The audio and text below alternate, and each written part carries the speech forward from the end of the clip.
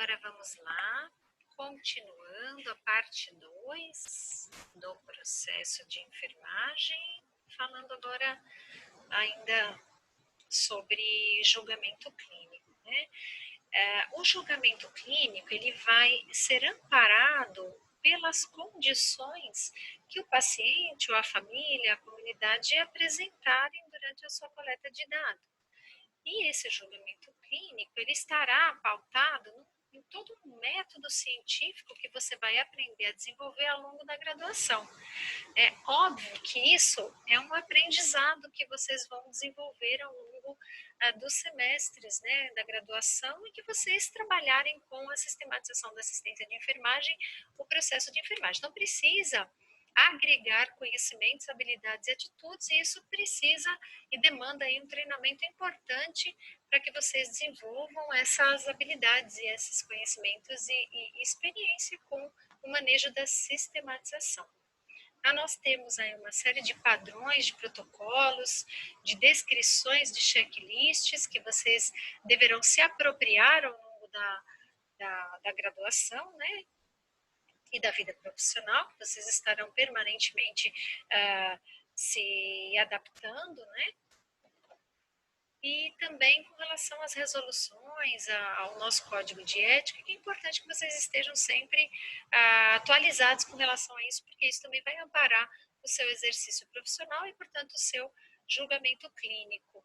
Muito importante também que você tenha um senso de autoavaliação bastante imponente aí sobre si, né, para que você sempre reavalie, sempre se corrija ao longo da sua trajetória, com o intuito de prover aí uma assistência de qualidade mesmo, né? Então tem que estar sempre avaliando aí com critério a sua crítica com base naquele caso clínico que você está conduzindo. O que a gente faz para pensar criticamente? Primeiramente, você precisa fazer perguntas adequadas. Isso é uma das coisas que a gente vai trabalhar aqui na graduação. Então, são perguntas que vão permitir com que você colha o dado de uma maneira bastante fidedigna, né? Um dado bem objetivo, um dado bastante claro, um dado bastante correto com relação ao estado clínico do paciente. Outra questão importante é que você colha muitos dados, mas dados que sejam relevantes para o seu julgamento clínico. Muito importante também é validar esse dado. Então, muitas vezes a gente pergunta para o paciente, fala assim, o senhor é portador de alguma doença? O senhor trata alguma doença? O senhor tem alguma doença? E ele diz assim, não, eu não tenho nenhuma doença. Ok, essa é uma informação. O paciente nega ser portador de patologias pregressas. Aí você vai validar esse dado. Como é que eu faço para validar e para ter certeza que de fato ele não é portador de nenhuma patologia? Então, o que eu estou dando é um exemplo, tá, gente? Você vai perguntar para ele, se faz uso de algum remédio? Aí ele diz, eu tomo sim, eu tomo Pressat, eu também tomo glibenclamida. Pô, peraí. Ele disse que não tinha nenhuma doença, toma Pressat, toma uma hipoglicemia antioral.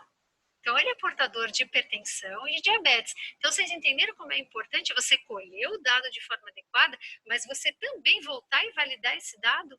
Então, é muito importante. Outra questão importante que você deve também fazer é analisar essa informação com relação ao significado. Então, algumas vezes o paciente, você pergunta para ele assim, o senhor está bem? Aí ele fala assim, olha bem para o meu rosto agora.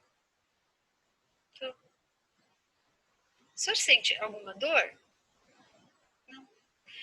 Quer dizer, esse não verbal que eu traduzi aqui para vocês, eu fui convincente com relação a isso. Então é importante que vocês analisem essa informação colhida para ver se de fato aquilo é verdade, é uma verdade.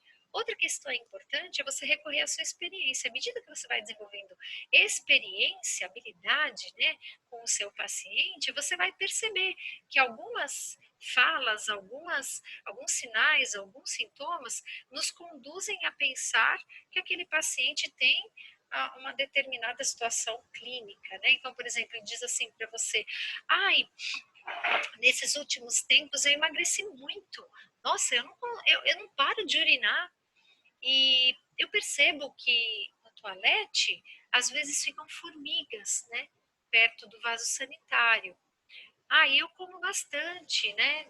Percebo aí que eu tô sentindo muita fome. Então, tá com fome, ele emagreceu, a urina dele fica formiga, ele tá urinando demais, tá bebendo muita água. O que a sua experiência vai lhe conduzir a pensar que pode ser que ele esteja desenvolvendo diabetes mellitus, né? Então a gente vai, a partir da experiência, o nosso pensamento ele vai nos conduzindo aí a desvendar algumas charadas ou então por algum caminho que possa nos dar algumas dicas aí para entender a situação clínica do paciente. Tá?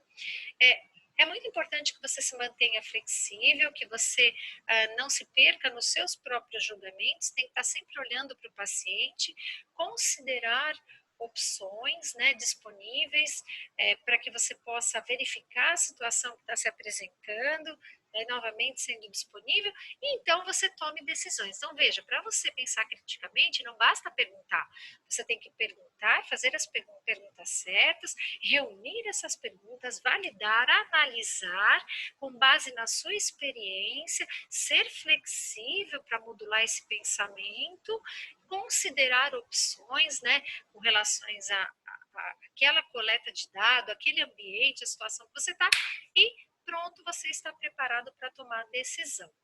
Tá? O julgamento clínico ele é um trabalho mental bastante complexo, mas é somente a partir desse julgamento clínico que você vai conseguir nomear a situação clínica do seu paciente, dar nomes para os problemas que esse paciente apresenta, né, de forma reunida. O que vai fundamentar também as suas ações, e a gente tem que pensar que nós temos subsídios legais, eu falei do Código de Ética, eu falei da resolução CONFIN 358, que vai determinar a SAI nas instituições de saúde, então a sistematização da assistência de enfermagem é uma ferramenta obrigatória e indelegável do enfermeiro, né? E o enfermeiro ele tem aí como legitimação do seu exercício profissional a Lei 7.498, né?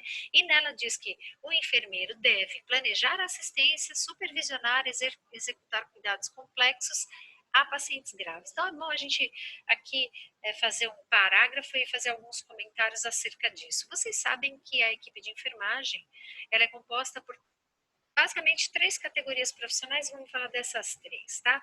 A primeira delas é o enfermeiro. Então, o enfermeiro é quem planeja assistência, supervisiona, executa cuidados complexos e a pacientes graves. Então, tem que passar uma sonda, colher uma gasometria, funcionar um porta-CAT, fazer um curativo mais complexo, é tarefa do enfermeiro, isso é indelegável, tá? Tanto quanto planejar assistência, supervisionar e supervisionar essa assistência. O que faz o técnico? Então, o técnico ele vai prestar cuidados intermediários. Ele vai administrar uma medicação, ele vai fazer um curativo que seja um curativo menos complexo, vai avaliar sinais vitais, vai aferir sinais vitais, né? E o auxiliar de enfermagem? O auxiliar de enfermagem é o profissional que estará realizando as atividades de cuidado básico, de higiene, conforto, alimentação. Então, é muito importante que fique claro, tanto para você, enfermeiro, né, o estudante de enfermagem, quanto para a sua equipe, o que cada um deve fazer, qual é o papel que cada um deve desempenhar. Isso é muito importante. Tá?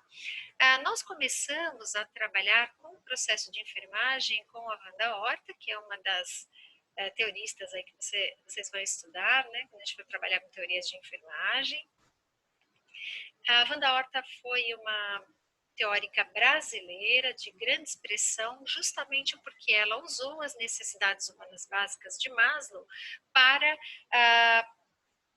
desenvolver a teoria de enfermagem pautada no processo de enfermagem, né, que ela fez e que nos dá subsídio até hoje para organizar e conduzir a assistência de enfermagem.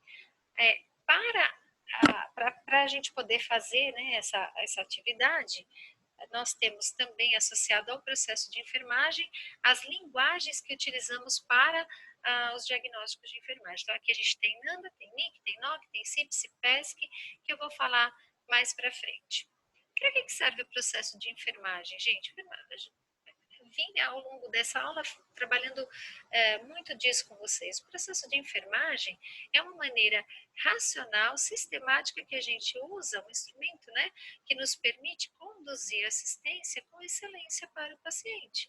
A partir desse processo de enfermagem, que a gente utiliza o pensamento crítico, o julgamento clínico para evitar doença, promover e recuperar a saúde, melhorar a condição de bem-estar do paciente, proporcionar cuidados eficientes de baixo custo, inclusive quando a cura não é uma condição plausível, né?